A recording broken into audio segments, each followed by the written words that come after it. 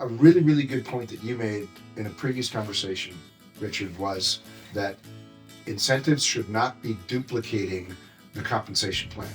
The compensation plan is there for a purpose, and it shouldn't just be modeling that. There should be something in addition to that, okay?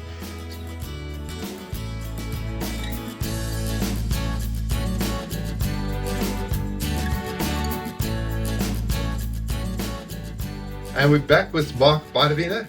Very exciting conversations we've been having so far. I hope you've been following them. In this session, we're going to be talking about incentives and how to incentivize your network and what are the best types of incentives to be doing. So Mark, thanks for joining me again. And I'm desperate to hear what you have to say about incentives. I'm sure I've been doing it wrong all of the years. Probably not. I don't know if there's a right or a wrong. At the end of the day, incentives that are successful, based on your results, right? It's the differentiation that you have. We talked about recognition extensively, and that is the recognition that is done, that is personalized and whatnot, where there's a behavior and there is an inexpensive way of saying congratulations. And the incentive, we're still driving behavior. But we're doing it with some kind of a compensation for achieving something, for doing something. It's a program. Recognition, we talked about a continuous recognition program. Incentives are very similar. You want to have incentives that build off of each other as well, right? So that you're incentivizing. So take a step back, be careful. A really, really good point that you made in a previous conversation, Richard, was that incentives should not be duplicating the compensation plan. The compensation plan is there for a purpose, and it shouldn't just be modeling that. There should be something in addition to that, okay? But in the same respect, you want to make sure that are you talking about incentives in money, where somebody does something, a certain behavior and a certain qualification and gets a check? Or is there a trip involved? Or are there other things involved? Are there possibilities to go, shopping or whatever it might be? And then there's another component at the higher levels where you ask, is it a personalized incentive or is it a standardized incentive, right? And there's a big philosophical conversation to have at that level. We're talking way up here because it's very, very difficult to personalize things at a lower level of recognition. And then there's the make this even more complicated. Then there's the conversation about whether you're recognizing for a level achievement, meaning anybody who does this gets the incentive for whatever, right? Whatever it is, or there is a limited number of people who are going to be receiving that. So that's called a ranked. Call it a rank, or a pool or a number of people are going. This is going to be limited to 100 people. The top 100 people are going to get that. So it'd be a rank, yes. And where are those two applied effectively, and where are they driving the behavior that we need in the business? Driving, especially, it's going to be dependent on your automation possibilities. When you're looking for ranks and you're driving incentives through ranks, you've got to have the right software in place. You've got to have the right backup in place, because it's going to get messy, especially when it's getting close to midnight. Whenever that incentive is over, that's when it's got to work. And if it's going to break down, that's the worst thing that can happen to your incentive, is that, and then you're going to end up taking more people because you're going to have to come up with goodwill invitations because you messed up and you didn't give the people a chance that they needed, and so on. It's a totally different topic over here. Or you're driving more consistent, more longer term behavior, because you're saying anybody who does this over this period of time is going to receive or participate in this incentive. I'm a big fan of the latter. Right. So, I mean, a typical example of that would be a car incentive.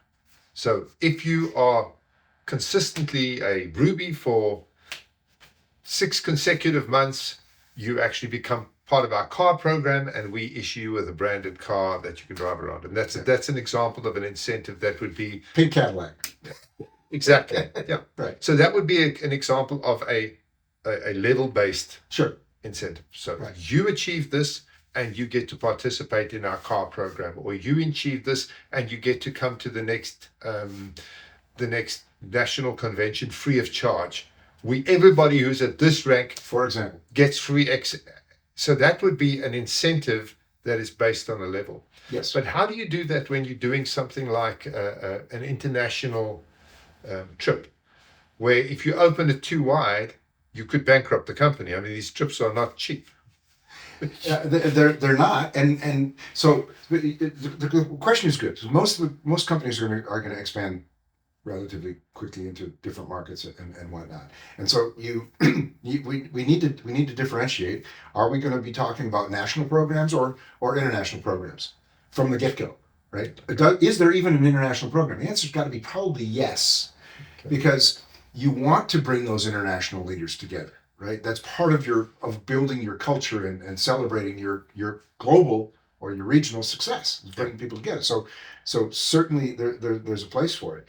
But yes, the bigger question is, when does a trip go outside of the country borders, right? Now, when you're talking about the United States, going to Hawaii is a big deal, right? So Yep.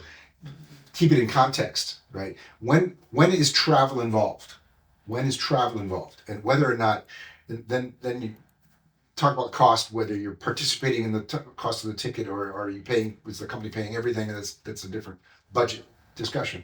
But when do you actually get in some kind of a transportation vehicle and go somewhere and participate in an overnight event or a 2-day or 3-day or even a week-long event, right? And then making sure that the level of effort corresponds with the amount that it actually costs and the perception that's involved with that, right? And everything that happens around that event. Because when you bring those global leaders together and you're already a $200 or $300 million company, there are big things that happen there, and they happen there on purpose, because those incentives are then streamed back, and everybody wants to participate and make that level next year to be able to be part of this. So it's super important, but it can also be extremely expensive if the level is set at the wrong level, and you're finding out halfway through that this is going to be a difficult one to pay for. So Yeah. And also, a new company might not have the volumes to afford to take everybody who hits a certain level, because either nobody hits the level, in which case that incentive's a disaster, right, or 1 or 2 people hit the level, in which case that is, again, it's a disaster. right, Or you have a situation where the level's too low and suddenly everybody blows through it and the company can't afford to take right, those people. And again, right. it's disastrous. So especially in the early days, don't overplan it and don't overcommit it. Okay, it can start in the first year, first 18 months, 24 months. It could be as much as a paid retreat together with the company owner, right? And figure things out and talk about where things are going and so on and so forth, wherever it is, but not far away. But that's also an incentive, right? And then understand through the mechanics of the business, your data and whatnot, what levels are being achieved easier and so on, and build it over time. I wouldn't overcommit to say, we're launching this company today, and when you do this, you're going to get this round the world trip, or from the get-go. Don't go there yet. It's not necessary. Build it over time and understand the business activities and behaviors and whatnot, and then build the incentives as those things need to be recognized and also influenced along the way. But another thing that an incentive brings to the party is it brings the video that you put up on the stage on the day that you have your national convention and you're launching your next incentive. Exactly. And even if you only got to take 10 people to that incentive, you've got this video of 10 people with that incredible lifestyle. They're on the jet skis and they are diving in the azure waters and Having a paid vacation, parasailing, and they rocking up on an aeroplane. And it has an impact that even if you only took 10 people, that would have an impact on the rest of the field. right? Everybody would want to have done that. It all does. And I personally like to be careful with the lifestyle piece. I like to say this incentive is so much fun, right? But not overemphasize The rich and famous. rich and famous piece. Okay. Yeah. Yes, we are providing 3 days of just a jam day, right? This is amazing. Or we've been with these. We brought in this singer, or we doing things that, especially considering trips, not just okay. We're going to book a trip to Disney Paris. Okay, you've got to find a way, and every trip is possible. Find a way to have components of that trip that I can't book myself, that I can't get from a travel agent, that I wouldn't be able to do on my own if I hadn't done this recognition, or if I hadn't done this activity, this behavior. If it hadn't been for my blue sky company, I would not have been able to do this. Okay. It would not have been possible, whatever that might be. It might be that we're this big and we got Elton John to come and sing for us, okay, which we've done. Or I've got a photo session with Jennifer Lopez, and things like that. I mean, these are all things that can be possible When the company's time. big enough. Yeah. Okay, whatever those things are, you can't be able to just look at the back of the price list on the back door of your hotel room and do the calculation and say, okay, the flight costs this and the room costs this, so this incentive is worth X. That can't be possible. There have to be little things along the way that only the company can do so that you say this was worth it and everything. And the value for this, the perceived value for this trip was exponentially higher than it would ever have been had I booked my flight to Mauritius myself and I went to the La Paradis hotel by myself. I would have never had this experience. It would have cost me $2,000. I hear you. So it's creating something special that sets it apart from everything else. Yes. Where you can't define it by money. Okay, and then what is the perfect number of people to take? I mean, you talked about, and I've been in. I went to an incentive in the States for a company called Rainbow when I was like a youngster. I was selling vacuum cleaners door to door. And it's a multi-level marketing direct selling business. I arrived there, there's 20,000 people in the room at the convention. They've got Neil Diamond singing. I mean, they've got the Dallas Cowboy cheerleaders entertaining the. And let me just tell you something. I've never seen more beautiful girls in my entire life. Those girls were absolutely stunning. But that is, nothing. And then they took us to Disney World. There's no ways I could have ever done any of that myself. And that is the X factor you're talking about, creating some sort of X factor out of your incentive. But as a small company, startup, how do you get that? You can't. Or can you? I think you can. I think you put on your thinking cap and say, okay, how do we make this super special? What do we do to make this super special? And it doesn't always have to be that expensive. When you go back to the recognition, it's the combination of recognition during your incentive that can make it that special. Certain level of people being picked up by a limousine instead of a bus. Just little things like that, or a certain class or a certain level that have a driver that's at their disposal for the length of the incentive. Take them around. Or whatever, things like this. I think that you can always find a way to make it special. Inexpensively, but still, it's like the recognition, as you're saying. It doesn't have to cost money, it just has to be creative. Yeah. And then what do you think in terms of incentives, a destination incentive like a Mauritius or Hawaii, whatever, versus a getting a laptop or a, So getting a laptop or cash. Yes. Okay. So always remember that the incentive trip and everything that belongs to it, those are the memories. When you get a check, whether it's $500 or 5,000 euro or whatever the number is, it's going to be gone. And when it's gone, it's gone. There's no memories attached to it other than the fact that you might have just paid off your credit card or done something else with the money, right? But there's no memories. There's no value. There's no residual leverage from the incentive at all. Yeah. And when you have an incentive where 5, 10, 50, 5,000 people come together, and you've got your videos and your material, then that has value for years, right? Incentive value, personal value. I was there, I did it, you name it, whatever. So And all of the attendees get a video of their for example, right? And I'm streaming back, and I'm here, and so on, right? It's difficult to motivate somebody to say, I'm doing a Zoom call with you from my new computer that I just got because I achieved this, right?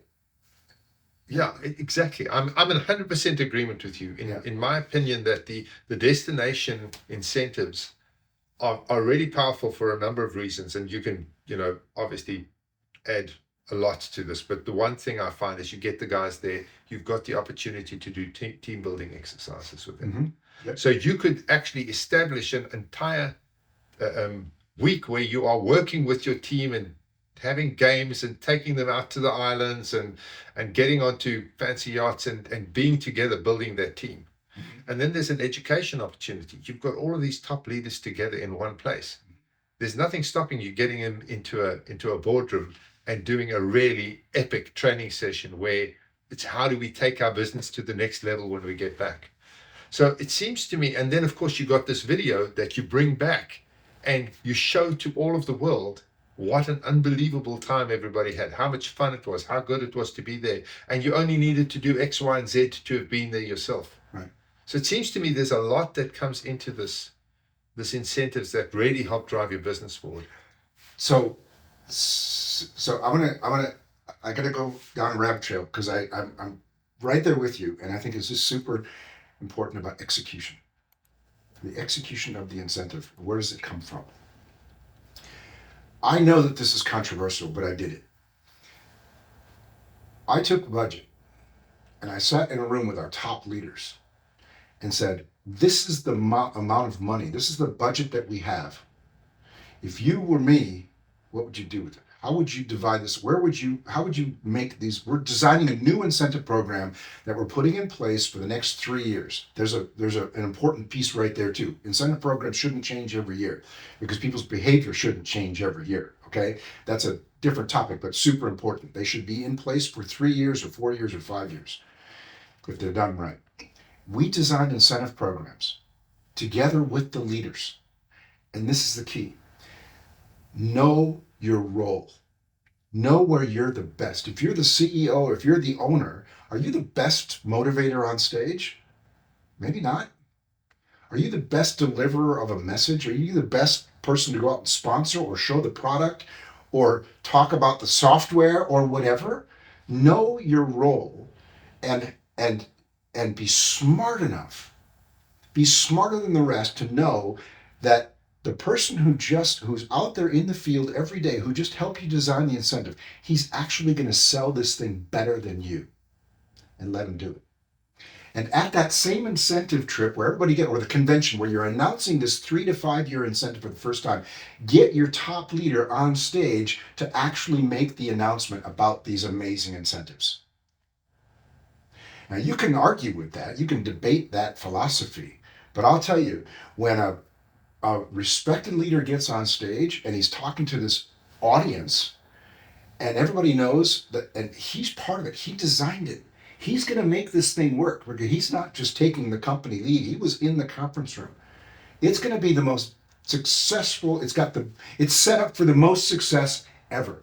I've seen this happen a couple of times now, and it has blown the socks off of forecasting on what could we do in a marketplace because the leadership got behind it and we knew our role. Now go down this rabbit trail one last time, and this happened in Japan, and I mentioned Jennifer Lopez. Yeah. And this is a true story. And we had the number one leader in Japan, an amazing man who also needed recognition. He thrived on this recognition. And we were announcing a partnership because Jennifer Lopez was going to be a brand ambassador for a new product coming out. and she was going to be the brand ambassador for this product in Japan. I wanted to be on stage and make this announcement. I wanted to be the one on stage at the convention in front of these 12 or 15,000 people and make this announcement, because it was the coolest thing that would ever happen. And I just wanted to do it. But I knew that Nakajima-san was better. I knew that he had more respect. We actually flew him to Los Angeles to be part of the filming, so that there were cameras showing him in the studio with her talking about the product. So he was part of the filming of the material that we're going to be using. Okay? You give me chills. And this all went on stage, and he was the one who made the announcement in the convention center in Tokyo. And he did that. And you would not believe that the products flew off the shelves before they were even there. We were sold out. It was incredible, because frankly, and humbly speaking, I knew my role. Yeah. I'm okay as a public speaker. He was the best. And he sold that thing better than I could have ever done. Totally in love with J-Lo by and he was into it. He was into it. And that's a true story. But it's know your role. Design, have the guts to open yourself up with the right leaders who you trust, who know your business, who know where you want to go. Say, this is what we want to do. How do we do this the best? Let's do this together. Let's put you on stage to talk about these things as well, if it's appropriate. Yeah. And it can be so powerful. Know your role. Yes, I 100% agree. No, that I actually agree with you. Is that, and I've been going through this exact same thing with a company we've launched in South Africa. Is who is the person who gets up there and speaks to the field? Because you obviously, it's a rush to be in front of thousands of people and having a chat.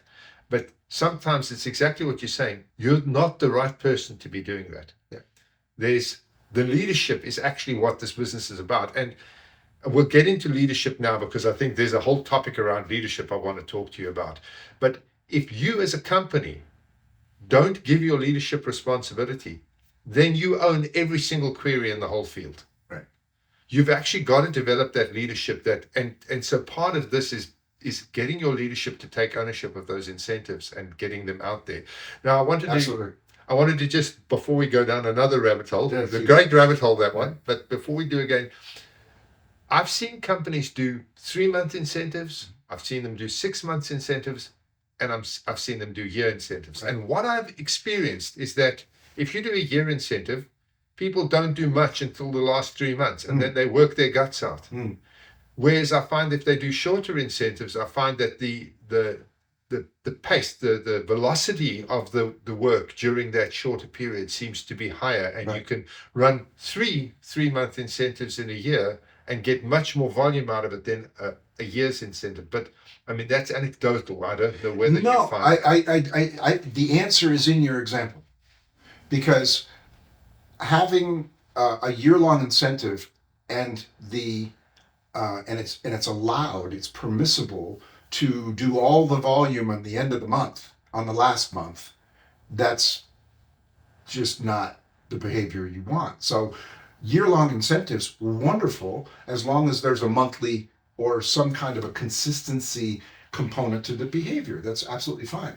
And I mentioned before, incentive programs that are put in place as an established program, please, at least 3 years, so that people can, I just missed it this year, but I'm going to be there next year. Okay. So they understand exactly what it is they need to do. So exactly. Again, that goes back to training. Yeah, exactly. The other one is those shorter term ones that might be, we need just something to kickstart. We get people refocused here. We need something to kind of just put some shocks on the business and get people excited and motivated. So maybe it's a 3-month incentive, or even shorter than that. Those could be really, really powerful as well if they're one-off, and can be. An example of an amazing program down in Italy called Your Future Now, and the leaders even today, when Italy was over 120 million and then dropped down exponentially, and then it got itself back up to where it should be in the middle.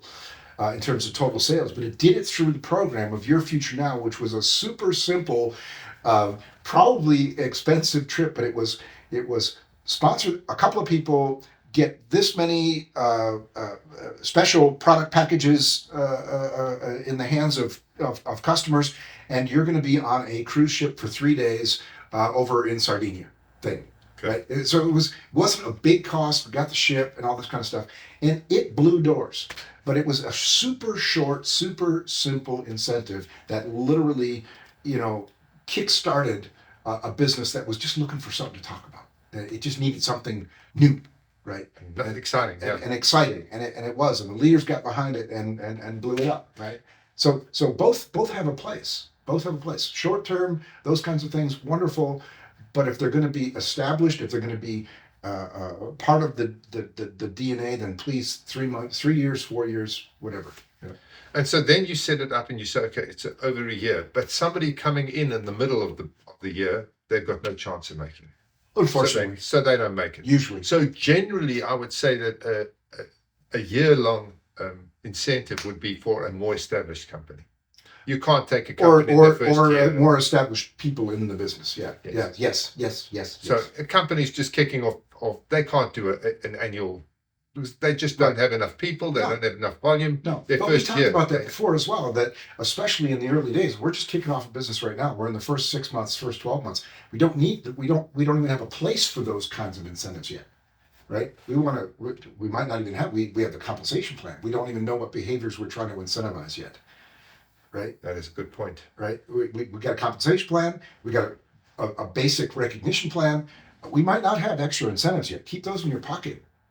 For when you see where the different data points are starting to grow, you see how behavior. You understand what your share of wallet is, right? What is your average order size, depending on what your products are, and those things establish themselves super fast.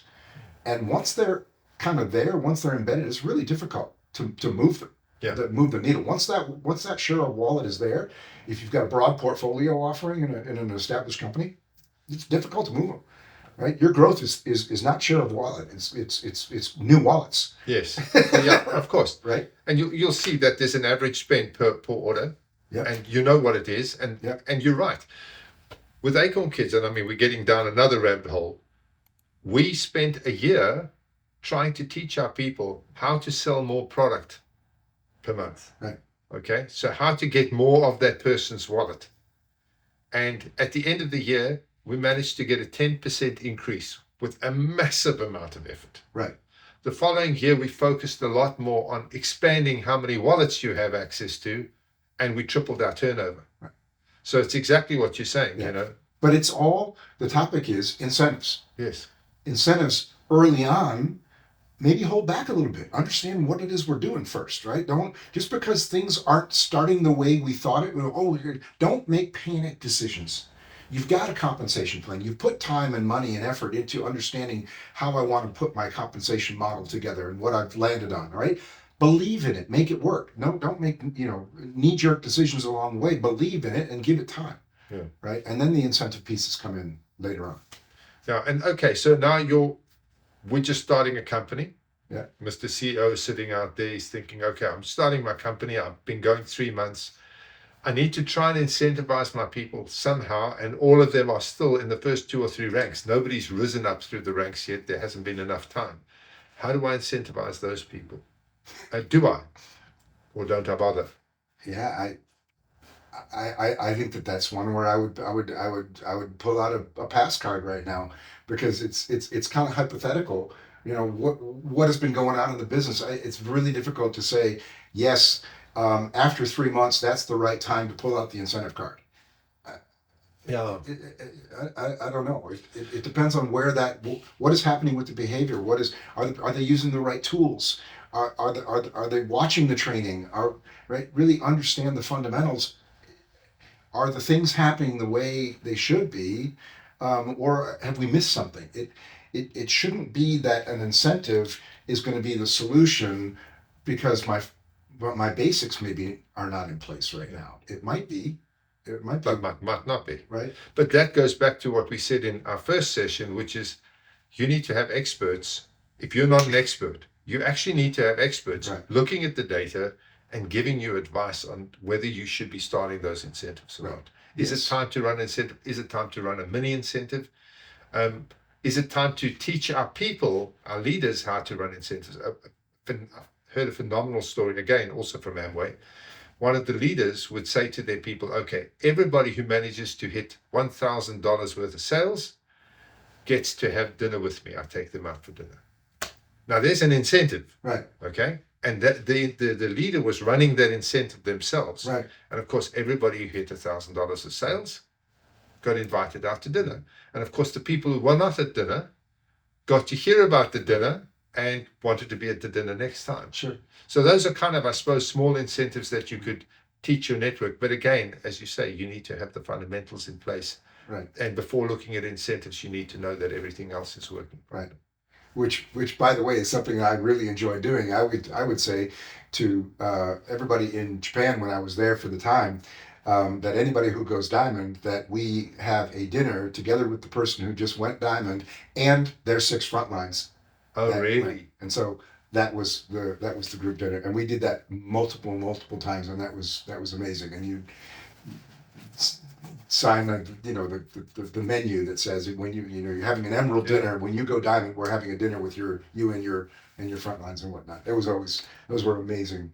So that's a fantastic incentive. Yeah, and super simple. So the ideas around incentives, there's nowhere where a CEO can go in and get a list of these are the kind of incentives we've got.